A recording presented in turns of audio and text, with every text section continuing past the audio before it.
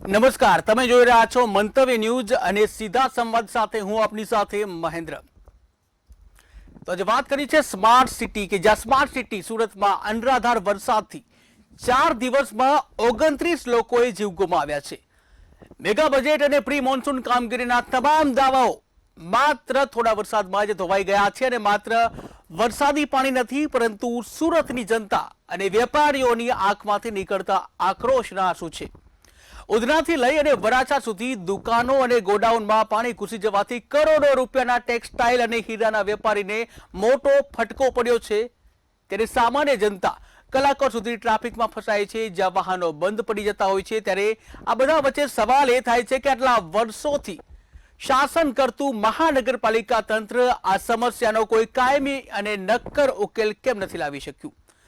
બીજી તરફ સરકાર દ્વારા નવી ડ્રેનેજ લાઈનો અને પમ્પિંગ સ્ટેશનો માટે માત્ર કાગળ પર મોટી જાહેરાતો કરવામાં આવે છે, પરંતુ જમીની હકીકત કંઈક અલગ જોવા મળે છે. દર વર્ષે સુરતીઓ આ જ જળબંધી ભોગવતા જોવા મળી રહ્યા છે અને મજબૂર બન્યા છે. ત્યારે શું વિકાસ જે છે કે પછી કરોડોના બજેટનું અંધેર તંત્ર? કારણ કે જે રીતના સુરતના જે દ્રશ્યો છે એ દ્રશ્ય જોતા લોકોમાં એક આક્રોશ જોવા મળી રહ્યો છે. જનતા હોય કે પછી વેપારીઓ, આ તમામમાં એક પ્રકારનો આક્રોશ જોવા મળી રહ્યો છે. ત્યારે જે કોમ્પ્લેક્સ છે આ કોમ્પ્લેક્સમાં પાણી ઘૂસી ગયા છે, લોકોના ઘર સુધી પાણી ઘૂસી ગયા છે અને જેને લઈને સુરતમાં 4 એકર જે પાણી જ પાણી જોવા મળી રહ્યું છે. અને આ અનરાધાર વરસાદથી જે પાણી ભરાઈ ગયા છે ત્યારે આ પાણીને લઈને લોકોની મુશ્કેલીમાં વધારો થયો છે. છેલ્લા 4 દિવસની વાત કરવામાં આવે, 4 દિવસમાં 29 લોકોએ પોતાના જીવ ગુમાવ્યા છે.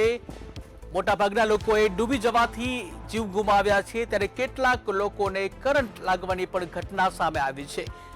ત્યારે અત્યાર સુધીમાં છેલ્લા 4 દિવસમાં 29 લોકોએ પોતાના જીવ ગુમાવ્યા છે. ત્યારે જનતા પૂછી રહી છે આખરે શા માટે પોતે જે ટેક્સ ભરે છે આમ છતાં પણ આ પ્રકારની હાલત શા માટે આવે છે?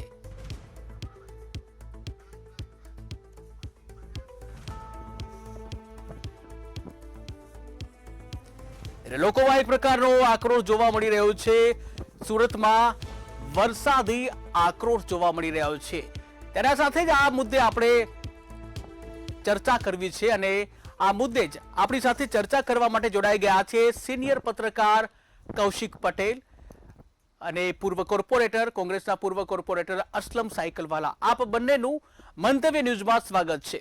શરૂઆત કરીશ કૌશિકભાઈ આપનાથી કે જે રીતે દર વર્ષે આ પ્રકારની જ હાલત જે જોવા મળતી હોય છે, કરોડો રૂપિયાનું બજેટ ફાળવવામાં આવે છે પરંતુ આમ છતાં પણ હાલત જે છે જેવી રીતે એવી જોવા મળી રહી છે. જો છેલ્લા 4 દિવસની વાત કરવામાં આવે, 4 દિવસમાં 29 લોકોએ જીવ ગુમાવ્યા છે. શું કહીશો?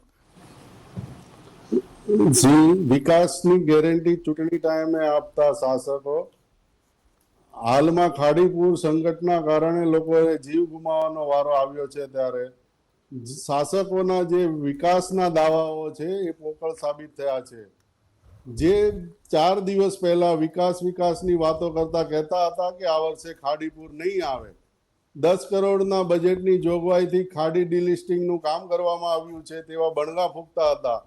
પરંતુ જ્યારે વાસ્તવિકતા એ હતી કે જે ખાડી ડિલિસ્ટિંગ થયું ત્યારે જે કચરો બહાર કાઢવામાં આવ્યો તે કચરો બહાર કાઢીને ખાડી કિનારે જ રાખવામાં આવ્યો હતો.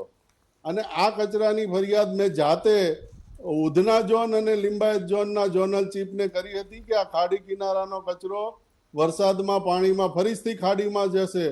ત્યારે તેઓએ કહ્યું હતું કે અમે લઈ લેશું, પરંતુ એ કાર્યવાહી થઈ નહીં. અને થોડા જ વરસાદમાં એ બધો જ જે સફાઈના દાવા હતા એ બધો કચરો ફરીથી ખાડીમાં જતો રહ્યો. એટલે જે ડિલિસ્ટિંગનું કાગળ પર જે કામ હતું એ ગાયબ થઈ ગયું છે અને 10 કરોડ રૂપિયા ક્યાં ગાયબ થયા એ પણ એનો હિસાબ હવે મળશે નહીં, કારણ કે ચોપડે તો ખાડી ડિલિસ્ટિંગ થઈ ગઈ છે. એ ખાડી ડિલિસ્ટિંગ નહીં થવાના કારણે અને ગત વર્ષે જે કેન્દ્રીય જળ મંત્રીની અધ્યક્ષતામાં હાઈ લેવલની મીટિંગ થઈ હતી ત્યારે એવા બણગા ફૂંકાયા હતા કે ખાડીના પાણીને આગળથી ડાયવર્ઝન કરી અને દરેક જગ્યાએથી અલગ અલગ દિશામાંથી એને એ વહેણોને કાઢવામાં આવશે, એના માટે કરોડોનું બજેટ ફાળવવામાં આવ્યું હતું. એ બજેટનો ફાળવવાની કામગીરીને પણ આજે 1 વર્ષ પૂર્ણ થયું છે, છતાં પણ કોઈ કાર્યવાહી થઈ નથી. જે કાર્યવાહી નહીં થતા આજે ખાડીપુર થયું છે અને લાખો લોકો ઘરનું નુકસાન થયું છે અને બેરોજગારી, ધંધા રોજગારો પડી ભાંગ્યા છે.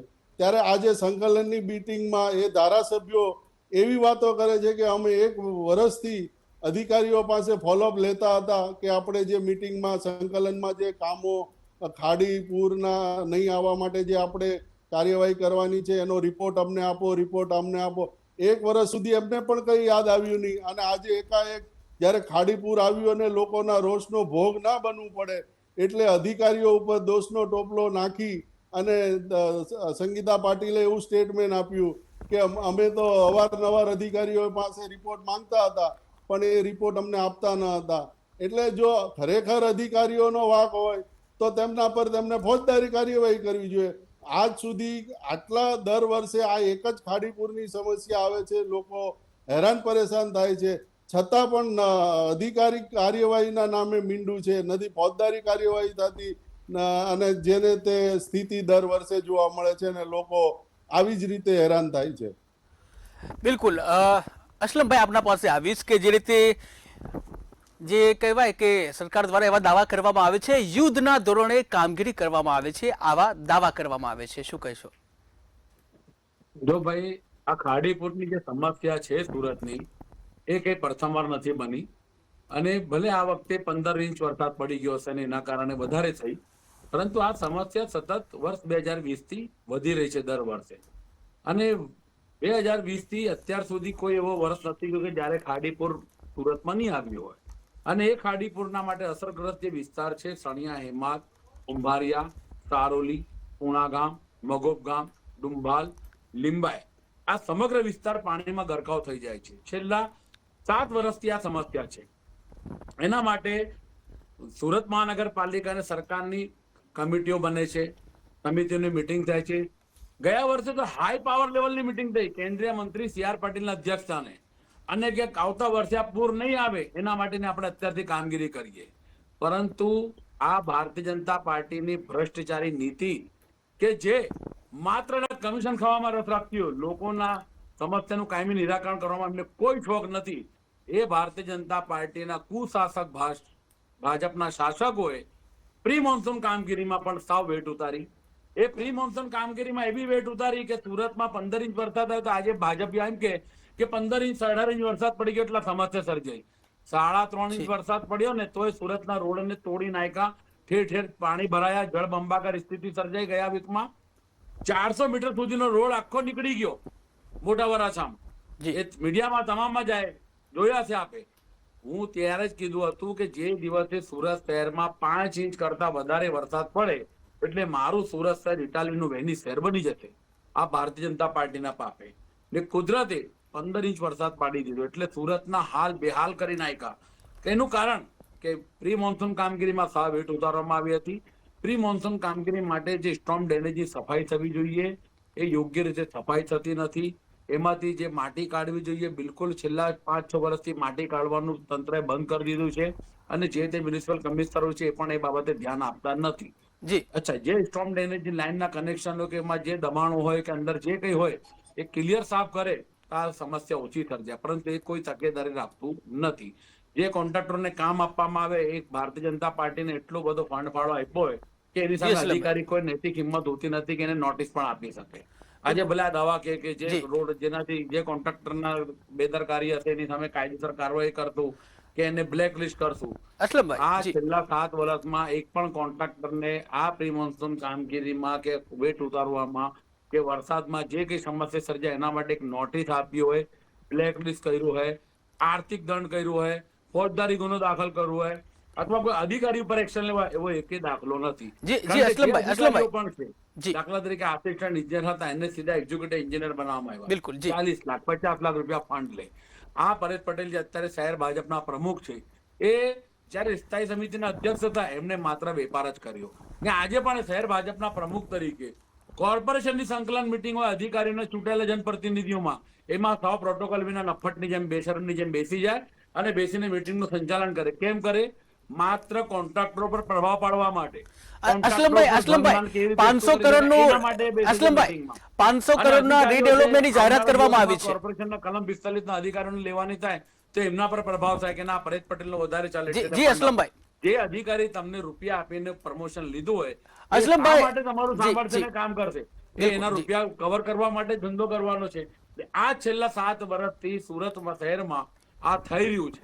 અસલમભાઈ, મહાનગરપાલિકા આજે જે 500 કરોડના રીડેવલપમેન્ટના જે જાહેરાત કરવામાં આવી છે અસલમભાઈ, એમનું સંચાલન ચાલી રહ્યું છે, એ નરી વાસ્તવિકતા છે.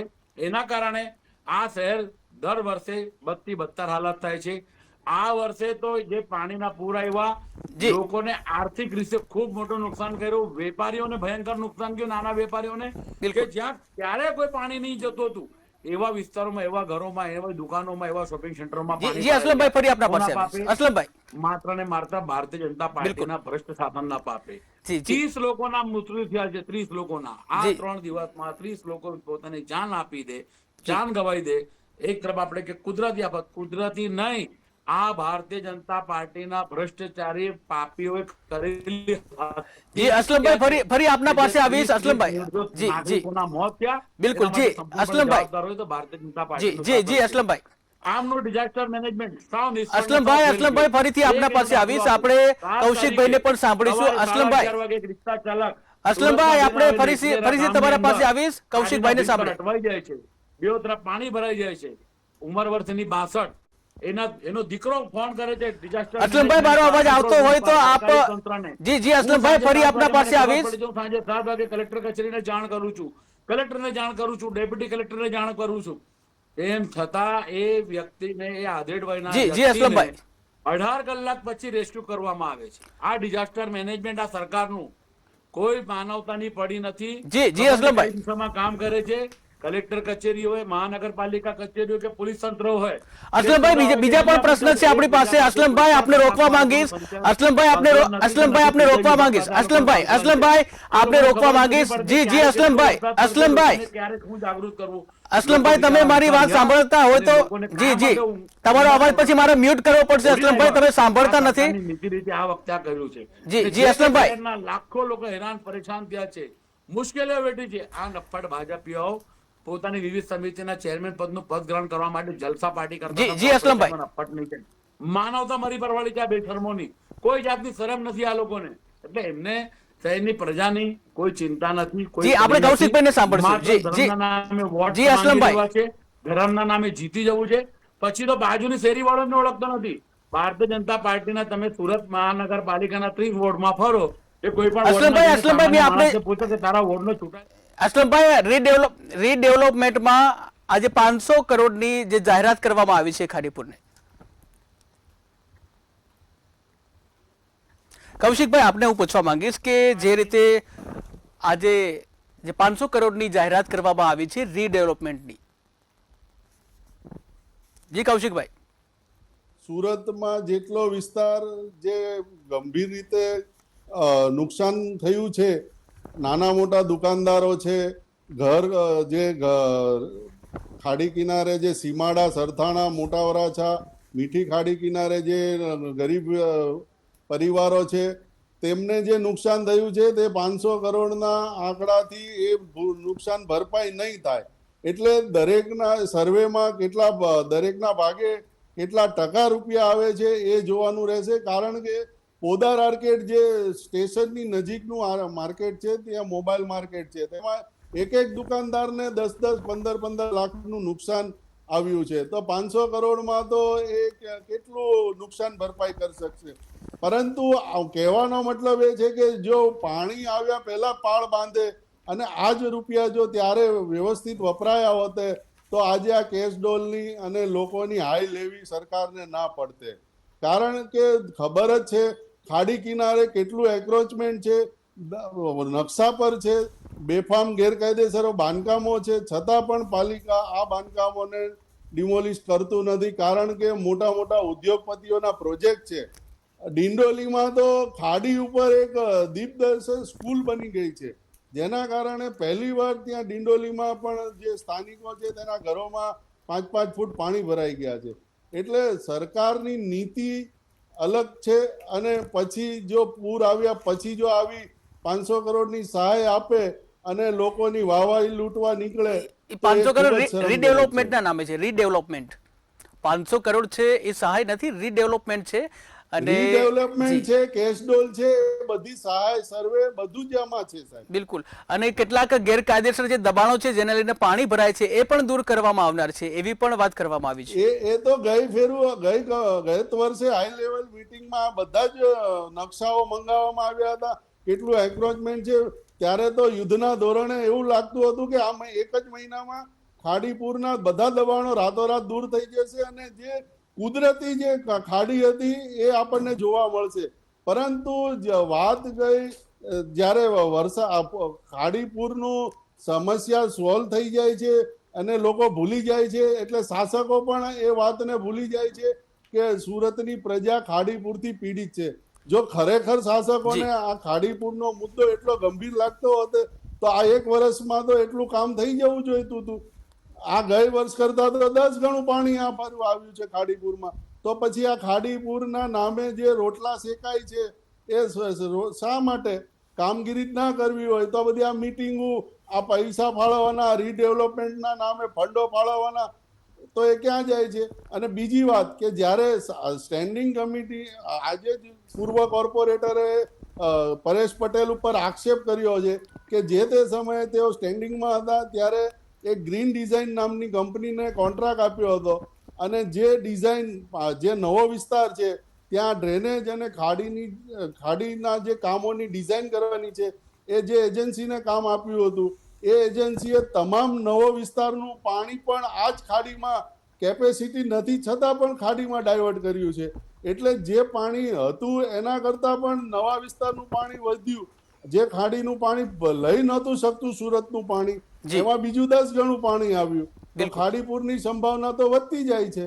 તો ક્યાંથી રીડેવલપમેન્ટના નામે ખાડીપુરની સમસ્યાનું સમાધાન આવશે? બિલકુલ. અસલમભાઈ આપના પાસે આવીશ. અસલમભાઈ, જેવી રીતે આપે કહ્યું કે દર વર્ષે આ જ પ્રકારની સમસ્યા આવતી રહી છે, બરાબર? તો પછી આપ વિપક્ષમાં છો, તો પછી આવી સમસ્યા ફરીથી આ વર્ષે ન આવે એના માટે વિપક્ષ તરીકે શું કર્યું? જો વિપક્ષ સતત 2020 થી આ બાબતે રજૂઆતો કરે છે, જી, કામ કરવાનું છે, જે શાસનમાં બેઠો એની જવાબદારી બને છે. અમે વિપક્ષ તરીકે, તમે 2020 થી મારી Facebook, social media account check કરી લો કે 2020 થી આ ખાડીપુરની સમસ્યા માટે અમે સતત રજૂઆતો કરીએ છીએ, અવાજ ઉઠાવીએ છીએ, મીડિયાનો સહકાર મળે છે. પરંતુ આ નફટ લોકોને ગરીબ શ્રમિક વિરોધી માનસિકતા, એના કારણે જાણી જોઈને આ ખાડીપુરની સમસ્યાનું નિરાકરણ કરવા માટે કરતા નથી. આજે ભલે જાહેરાત કરી, ઈશ્વરને પ્રાર્થના કરીએ કે આ જાહેરાતનું અમલીકરણ થાય વહેલી તક. બિલકુલ. નહીતર આવતા વર્ષે આના કરતા વધારે ખરાબ હાલત થશે. ને હજુ કહું, સુરતમાં 15 ઇંચ જવા દો, જે દિવસે સુરત શહેરમાં સળંગ 5 ઇંચથી 6 ઇંચ વરસાદ પડે એટલે આ સ્થિતિનું પાછું નિર્માણ થવાનું છે, થવાનું છે. અને જો 10 ઇંચ કરતા વધારે વધે, અત્યારે જે સ્થિતિ છે એ થવાની છે. એનું કારણ છે કે જે પ્રી પ્લાન્ટેડ કામ હોવા જોઈતા હતા બિલકુલ નથી. આડેધડ ટીપીના રોડ બન્યા છે, આડેધડ ડ્રેનેજના કનેક્શનો નાખવામાં આવ્યા છે, કોઈ પણ જાતનું જે પ્લાનિંગ હોવું જોઈએ નથી. કોન્ટ્રાક્ટરો પર કોઈ કડકાઈ નથી. એનું કારણ છે કે દરેક કોન્ટ્રાક્ટર ભારતીય જનતા પાર્ટીના કમલમમાં, જેમને કે પંડિત દીનદયાળ ભવનમાં જેને કમિશન આપતો હોય, ફંડ આપતો હોય, તો આ શાસકોની કે વહીવટી તંત્રની કોઈ નૈતિક હિંમત જ નથી કે એની સામે કાર્યવાહી કરે. સતત 2020 થી રોડ તૂટી રહ્યા છે સુરત મહાનગરપાલિકાના. છેલ્લે 2019માં બચ્ચા નિધિ પાણી મ્યુનિસિપલ કમિશનર હતા ત્યારે એક અગ્રવાલ કરીને રોડનો મોટો કોન્ટ્રાક્ટર હતો, એને બ્લેક લિસ્ટ કરી. એ પણ કમિશનર શ્રી પોતે વીટો પાવર નો ઉપયોગ કરીને. એના પછીના કોઈ કમિશનર હોય કે શાસક હોય, ત્યારે એને કોઈ કોન્ટ્રાક્ટરની સામે કોઈ કાર્યવાહી કરી નથી એની બેદરકારી માટે. એટલે આ બધું લીપાપોતીનું કામ છે, બોલવાનું કામ છે. ને એ લોકો જાણે છે કે સુરતની પ્રજા આજે બોલ કરશે, 2-4 દિવસ એને ભૂલી જશે. સુરતની પ્રજાની આ ન જાણતા કે સુરતની પ્રજાની આ ખમીરવંતી પ્રજા છે કે એ કોઈના આગળ હાથ ફેલાવતી નથી. એ જાણે છે, એટલે જાણે જોઈને આવી સરકાર પણ અનદેખી કરી રહી છે. પરંતુ આ વખતે વેપારીઓ સાવ તૂટી ગયા છે. એટલા માટે તૂટી ગયા છે કે વર્ષ 2017માં 18માં નોટબંધી આવી, 17માં 16-17માં નોટબંધી આવી, જીએસટી આવી, કોરોના આવી. એના કારણે વેપારનો ધંધો આમ જ પડી ભાંગ્યો હતો. એટલે પડદા પર પાટો મારતો હોય એમ આ જે ઘટના ઘટી છે પાણીને પૂરની, એના લઈને બિચારા વેપારીઓ આજે એની સ્થિતિ સાવ રોડ પર આવી ગયો છે. તારા વેપારીઓના આંખમાં આંસુ આવતા થઈ ગયા. આપણને દુઃખ થાય છે ભાઈ કે આવો બિચારો મોટા ગજાનો વેપારી જે લખપતિ લક્ઝરી વિસ્તારમાં રહેતો હતો આજે રડી રહ્યો છે. કોના પાપે? આ સરકારના પાપે. સુરત શહેરમાં મેટ્રોનું કામ ચાલે છે. મેટ્રોનું કામ મેટ્રો કોર્પોરેશન લિમિટેડ, સુરત મહાનગરપાલિકા, સુડા, સુરત જિલ્લા પંચાયત, કલેક્ટર કચેરી, સિંચાઈ વિભાગ જી. એકબીજા સાથે કોઈ સંકલન નથી ને એકબીજાના પર કેમ મામલો થોપવાનું એ નીતિ રીતે કામ ચાલે છે. એમની સંકલનના ભાવ, એમની ભ્રષ્ટાચાર નીતિ, શાસકોને કોઈ એવી સૂઝબૂઝ નથી કે એ વહીવટી તંત્ર પર પકડ રાખી શકે અને કોઈ એવી ધાક નથી કે કરી શકે. કારણ કે આ પોતે જેટલા બધા ભ્રષ્ટાચારી તો હું એના પર ધાક રાખી શકે. એનો બિલકુલ આ દુરુપયોગ થઈ રહ્યો છે ને લોકો ત્રાહિમામ પોકારી રહ્યા છે. એક વિપક્ષ તરીકે જનતાને કેવી રીતે મદદ સમય હતા જી, જે અધિકારીઓ અસલમભાઈ. સામે ચાલીને વિહારત થઈ રહ્યા છે. જી, હવે જી. એવા કોઈ અધિકારીઓ પણ જૂથ અધિકારીઓ બચ્યા છે કે શહેર હિત કે પ્રજાના માટે પ્રેમ રાખતા હોય. હવે બધા અધિકારીઓ પણ પ્રોફેશનલ જેવા થઈ ગયા છે. એ જી. મલાઈ આપીને આવ્યો હોય તો મલાઈ કમાવાની નીતિ કામ કરતો હોય છે. એટલે આ સમસ્યા શહેરમાં હવે દિન પ્રતિદિન આવનારા વર્ષોમાં વધવાની છે, ઘટશે નહીં. બિલકુલ. જો તો આ શાસકો નહીં સમસ્યા સુધરે, ભારતીય જનતા અસલમભાઈ, પાર્ટીની નીતિ રીતે નહીં સુધારે, જી. પ્રાઇવેટ લિમિટેડ કંપની નું સિસ્ટમ નહીં બંધ કરે જી, જી. અને સ્વાયત્ત સંસ્થા જેને સ્વાયત્ત રીતે ચાલવા દેશે તો જ આ શહેરની પ્રજાને સુખાકારી મળશે. નહીતર આના કરતા વધારે દુઃખ વેઠવાનો વારો આવશે. બિલકુલ અસલમભાઈ, આવા પ્રકારની સમસ્યાઓ ન થાય એ માટે એક વિપક્ષ તરીકે તમે કેવી જવાબદારી નિભાવશો? આગળનું શું રણનીતિ છે, શું ભાઈ પ્લાન? અમે વિપક્ષ તરીકે તો અમારી અવાજ ઉઠાવીએ છીએ, બોલીએ છીએ, રજૂઆતો કરીએ છીએ, ધરણા કરીએ છીએ. કરવાનું તો શાસનમાં છે. જે રાજમાં બેઠા છે, શાસનમાં બેઠા છે, એની જવાબદારી છે. એ તો એવું કહે છે કે એમનું તંત્ર સાંભળતું નથી, અધિકારીઓ સાંભળતા નથી, એવું કહે છે. હું એ જ કહું કે જે સરકારની અંદર માજી મંત્રીનું નહીં સાંભળતા હોય, ચાલુ ધારાસભ્યનું નહીં સાંભળતા હોય, તો તમારી ને મારી અવાજ કેટલી સાંભળશે? તો અમે તો કરીએ છીએ, આપણે આપણી ફરજ નિભાવીએ છીએ ભાઈ. આનો રસ્તો શું હોઈ શકે? આનો રસ્તો એક જ કે ભારતીય જનતા પાર્ટીની નીતિ અને ભ્રષ્ટાચાર નીતિ તો બિલકુલ બંધ કરી દેવી પડે. બિલકુલ જે બિલકુલ કઈ વેટ ઉતારે, કામ ના કરે, કામચોરી કરે, બેદરકારી કરે, એની સામે શરમ રાખ્યા વગર એક્શન લેવા જોઈએ. તો જ આનું કામનો સુધારા આવશે. બિલકુલ. કૌશિકભાઈ, આપના પાસે આવીશ કે જ્યારે ચૂંટણી હોય છે ત્યારે ચૂંટણી માટેનું જે કહેવાય કે મતદાનની જે તારીખ હોય એ પહેલા મોટા પ્રકારનું એક આયોજન કરવામાં આવતું હોય છે. કેવી રીતે મત લેવા, કેવી રીતે લોકોનો સહકાર લેવો, આ પ્રકારનું ચોક્કસ આયોજન કરવામાં આવતું હોય છે. પરંતુ જ્યારે દર વર્ષે ચોમાસું આવે છે ત્યારે આ પ્રકારનો રસ કેમ દાખવવામાં નથી આવતો? એ શાસકોની આ જ નીતિ છે. જે કાગળ ઉપર જે કાર્યવાહી કરે છે, કાગળ ઉપર જે આયોજનો કરે છે, એનું અમલીકરણ જે થવું જોઈએ તે થતું નથી. અને બીજું એક સૌથી મોટી વાત એ અહીં છે કે આ જે અધિકારીઓ છે એ રાજકીય ઇન્ફ્લુઅન્સમાં આવી ગયા છે. એટલે અમુક નેતાઓ એવું કહે છે કે અમારું અધિકારીઓ માનતા નથી. તો એ જે નેતાઓનું નથી માનતા, તો આજે જે ભાજપમાં જે નીતિ છે કે માત્ર 2 નેતાઓનું વર્ચસ્વ છે, એટલે આ જે અધિકારીઓ છે એ માત્ર 2 અધિકારીઓની જ વાત માને છે. બાકીના જે ધારાસભ્યો, ચૂંટાયેલા ધારાસભ્યો છે, પૂર્વ મંત્રીઓ છે, કોર્પોરેટરો છે, એ લોકોની આ અધિકારીઓ વાત માનતા નથી. તો પછી આ અધિકારીઓ કામ કોના ઈશારે કરે છે? આ અધિકારીઓને કોઈ વિપક્ષના ઈશારે તો કામ કરતું નથી. તો અલ્ટરનેટ તો શાસકોના પ્રભાવમાં જ અધિકારીઓ છે. જો અધિકારીઓ કામ નથી કરતા એવું જો શાસકો કહેતા હોય, ચૂંટાયેલા પ્રતિનિધિ કરતા હોય, તો આવા અધિકારીઓની ઉપર ફોજદારી કાર્યવાહીનો અમલવારી થવી જોઈએ. તો પછી જો ગ્રાઉન્ડ ઉપર કામ થાય છે કે નહીં. અધિકારીઓમાં જ્યાં સુધી ફોજદારી કાયદાકીય કાર્યવાહીનો ભય નહીં આવશે ત્યાં સુધી ગ્રાઉન્ડ ઉપર કોઈ કાર્યવાહી થાય છે નહીં. કાગળ ઉપર તો કરોડોના પ્રોજેક્ટો બને છે, પરંતુ એ પૈસાનો 10% પણ જો યુઝ થતો નથી, જેના કારણે આ સમસ્યાઓ આવે છે. તમે જુઓ તો રોડ, પહેલાના રોડો 2-3 વર્ષ ટકાઉ બનતા હતા. આજે એક જ રોડ એક વર્ષમાં 3 વાર બનાવવો પડે છે, છતાં પણ રોડમાં ખાડા પડી જાય છે. એક રોડ બન્યા પછી ડ્રેનેજ વાળાને યાદ આવે કે અમારી અહીંયા ડ્રેનેજની કામગીરી બાકી છે, એટલે રોડ બન્યાના 2 મહિનામાં એ પાછો રોડ ખોદે. રોડ બને, પાછા ડ્રેનેજ વાળાના કામગીરી પૂરી થાય એટલે હાઇડ્રોલિક વાળા ડિપાર્ટમેન્ટ વાળા આવી જાય કે ભાઈ અમારી કામગીરી બાકી છે. એટલે કોઈ આયોજન વગરનું કામ થતું હોય એટલે જ આવી સમસ્યાઓ ઉદ્ભવે છે કે જ્યાં કોઈ આજે મેટ્રો છે, સિટકો છે, એ લોકોના જે પ્રોજેક્ટ ચાલુ છે ત્યાં એવી આડાશો ઊભી કરી છે કે પાણીની અવર જવર બંધ થઈ ગઈ છે. એટલે આસપાસની જે દુકાનોમાં જે પાણી ભરાયા છે તેનું મુખ્ય કારણ છે ને એ આ મેટ્રો અને સિડકો કંપનીની જવાબદારી પણ બને છે. બિલકુલ. આ દુકાનદારોએ અવારનવાર શાસકોને રજૂઆત કરી છે કે ભાઈ આ આડાસો દૂર કરો, ચોમાસું આવશે, પાણી ભરાશે, પરંતુ આની કોઈ આ કંપનીઓની મનમાની સામે કોઈનું ચાલ્યું નહીં. નથી શાસકો એમને કાર્યવાહી કરવા મજબૂર કરી શક્યા છે, કારણ કે તેઓએ પણ મીટિંગ કરીને એવું કીધું હતું સિડકોને ને કે મેટ્રોને કે જી, તમારી કૌશિકભાઈ, આડાસ જી. દૂર કરો અને જે તે કામ પૂર્ણ થયું હોય ત્યાં રોડ રસ્તા બનાવો અને પાણીનો નિકાલ કરો. બિલકુલ, પરંતુ જી. એ કંપનીઓ પણ કોના ઈશારે કામ કરે છે કે શાસકોને પણ ગાંઠતા નથી. જી જી કૌશિકભાઈ, સમયનો અભાવ છે. કૌશિકભાઈ, અસલમભાઈ, આપ આવ્યા, અમારી સાથે જોડાયા, આપ બંનેનો આભાર. તો દર્શકો, સુરતની વરસાદી સમસ્યા કોઈ નવી સમસ્યા નથી. દર વર્ષે તંત્ર દ્વારા કરોડોના ખર્ચે સફાઈ અને નવી ડ્રેનેજ લાઇનોમાં કામ બતાવવામાં આવે છે, પરંતુ આમ છતાં પણ વાસ્તવિકતા એ છે કે જનતાને હાલાકી ભોગવવી જ પડે છે. ખરેખર જરૂર છે એક લાંબા ગાળાના ટેકનિકલ અને પ્રામાણિક આયોજનની. માત્ર કટોકટીના સમયે પંપો લગાવીને કે પછી પાણી ઉલચવાથી આનો ઉકેલ નહીં આવે. જ્યાં સુધી જવાબદારી નક્કી નહીં થાય ત્યાં સુધી કાયમી ઉકેલ માટે રાજકીય ઈચ્છા શક્તિ નહીં બતાવાય. ત્યાં સુધી સુરત માટે સ્માર્ટ સિટીનો ટેગ એ માત્ર કાગળ પરની જાહેરાત બનીને રહી જશે. ત્યારે તટસ્થ રીતે જોઈએ તો જનતાનો જે રોષ છે એ રોષ ક્યાંક ને ક્યાંક વ્યાજબી છે. સીધા સંવાદમાં હાલ બસ આટલું જ. ફરી નવા ટોપિક સાથે ફરી મળીશું. ત્યાં સુધી મને રજા આપશો. નમસ્કાર.